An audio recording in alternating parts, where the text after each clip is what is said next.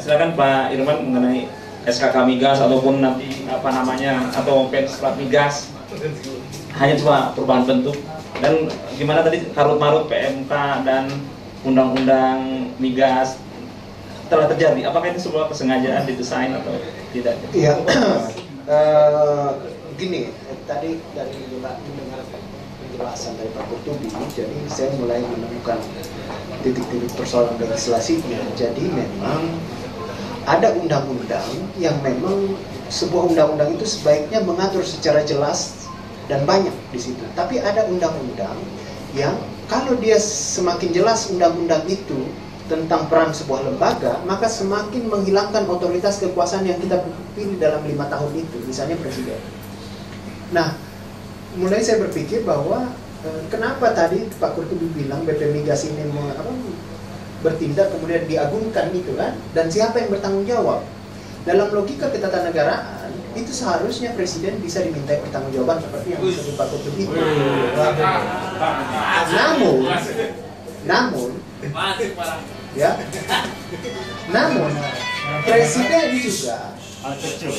presiden punya argumentasi bahwa soal yang itu di luar otoritas saya. Undang-undang migas itu sudah mengatur semua secara tegas, jelas apa yang dilakukan oleh sebuah peranata negara.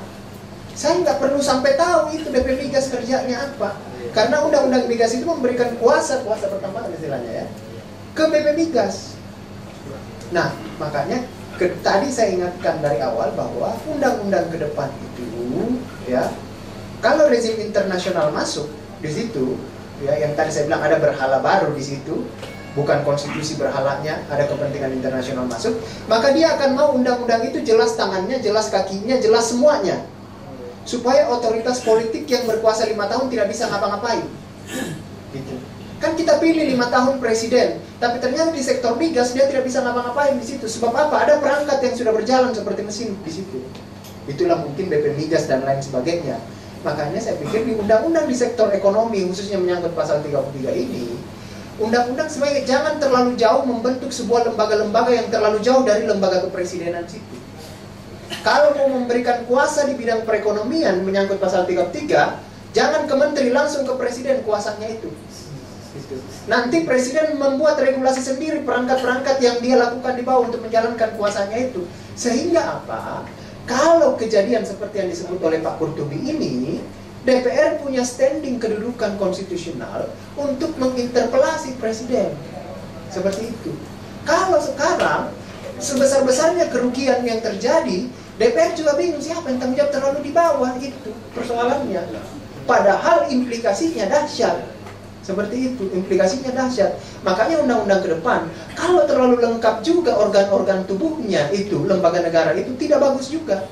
Membuat kita inflasi dalam memilih kepemimpinan otoritas politik 5 tahun namanya presiden itu. Karena ternyata setelah dia masuk, dia tidak bisa ngapa-ngapain. Mesin udah bergerak dengan sendirinya di sektor ekonomi kita. Di situ. Sehingga kalau misalnya ada apa-apa, ada kerugian atau apa, di situ yang tadi disebutkan Pak Kurtubi, kita melalui wakil kita DPR tidak bisa menagih presiden apa yang sudah kamu lakukan di situ. Makanya saya pikir kalau mau menghindari seperti ini, di undang-undang migas itu nanti kelembagaan-kelembagaan pengelola itu udah berikan kepada presiden saja di situ otoritasnya. Kuasa jangan diberikan kepada menteri, presiden aja langsung di situ. Gitu. Sebab menteri itu pembantu presiden. Masa undang-undang memberikan kuasa ke menteri, apalagi lembaga di bawah situ, badan yang diciptakan. Nah, kalau kuasa dari negara pasal 33 itu paling jauh diberikan ke presiden saja. Presiden yang kemudian mengatur regulasi internal dia untuk bagaimana menjalankan kuasanya itu di situ. Nah, ini salah satu yang saya bayangkan kalau memang kita masih mau menganggap bahwa penting untuk kita memilih presiden dalam 5 tahun. Presiden bisa pasang badan gitu, jangan bisa dia bisa bertanggung jawab kalau begitu, karena memang otoritasnya dia semuanya.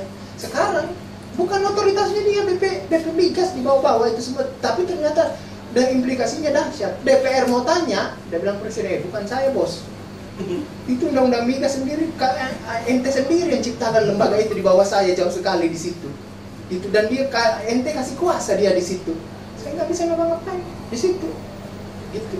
Makanya apa? Kalau kita masih mau memilih presiden tiap 5 tahunan secara langsung, dan kita masih sepakat presiden pemegang otoritas tertinggi, maka lembaga-lembaga negara itu yang sifatnya independen pelan-pelan itu mulai dihilangkan pelan-pelan seperti itu. Biar nagihnya gampang kalau kinerjanya jelek, gitu. Masa ada apa lembaga rugi seperti itu, kemudian solusinya adalah pecat atau ganti? Masa begitu saja? Kan seperti itu. Harus ada pertanggungjawaban politik, pertanggungjawaban rezim di situ. Tapi sekarang tidak bisa karena mesinnya sudah jalan semua. Itu yang saya pikir di situ. Nah, saya belum bisa terlalu jauh mengomentari SKK Migas itu apakah itu konstitusional atau tidak. Tapi intinya bahwa tergantung dari DPR mau mengapakan itu produk presiden itu, SKK Migas itu di situ. Dia berkepentingan apa DPR terhadap SKK Migas itu di situ. Biar kita juga bilang itu inkonstitusional, kalau DPR bilang nggak apa-apa, ya nggak jadi juga. Dia sibuk aja juga dengan jelang pemilu 2014 kan? Seperti itu. Jadi apa intinya DPR mau ngapain sih dengan produk presiden itu? Tapi yang harus juga dipahami bahwa SKK Migas itu produk sementara sampai undang-undang migas ini selesai. Kalau tidak salah begitu Pak Bobi kan?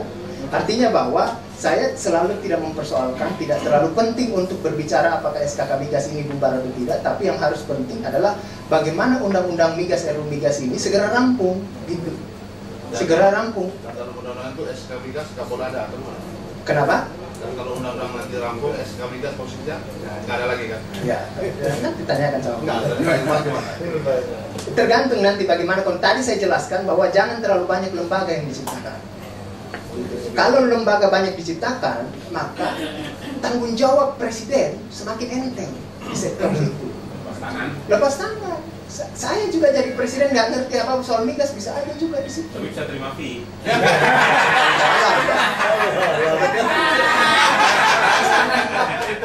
Tapi kalau misalnya kuasa di bidang pasal 33 itu, kuasa negara di bidang pasal 33 itu oleh undang-undang langsung memberikan kepada presiden, maka pasti dia punya tanggung jawab di situ. Ini kuasa ke BP Migas, dibawa lagi dari menteri di situ, kuasa langsung di situ. Ada apa-apa yang seperti tadi disebut Pak Kurtubi, wah nggak bisa ngapa-ngapain kita terhadap sebuah pertanggungjawaban rezim seperti itu. Padahal implikasinya ternyata dahsyat seperti itu. Nah itu apa? Saya pikir. Nah bagaimana keluar dari persoalan ini? Bahwa memang kita butuhkan di 2014 itu kepemimpinan yang mau melakukan apa perubahan semua ini. Tapi apa? Sulit kalau kita tidak mendesain kepemimpinan kita di 2014 itu. Agak sulit kita kalau kita selalu mengelulukan seorang itu, oh pilihlah ini karena popularitasnya tinggi. Masa kita memilih pemimpin karena tingkat popularitasnya tinggi? Tidak jelas konsepnya apa. Karena kita suka lihat aja tulang rahangnya, maka tinggi popularitasnya.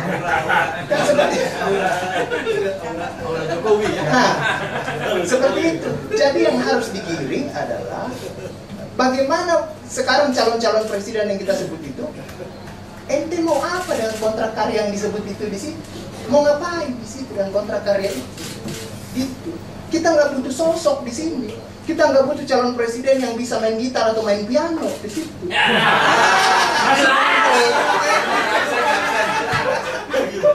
Tapi tolong dong jelaskan di sini di kontrak karya yang seperti tadi dijelaskan di situ itu kita udah banyak rugi.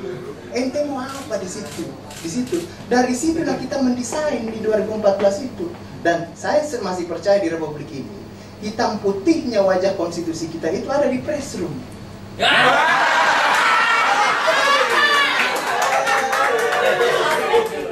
Karena ternyata pilar-pilar kekuasaan itu ada legislatif, eksekutif, yudikatif, ada pers.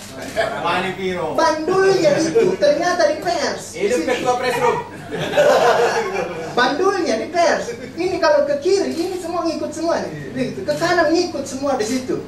Persoalan Gitu. satu. Narasumbernya nggak jujur mau ngomong. Jadi harapan saya adalah kita sama-sama mendesain itu pemimpin-pemimpin apa gitu.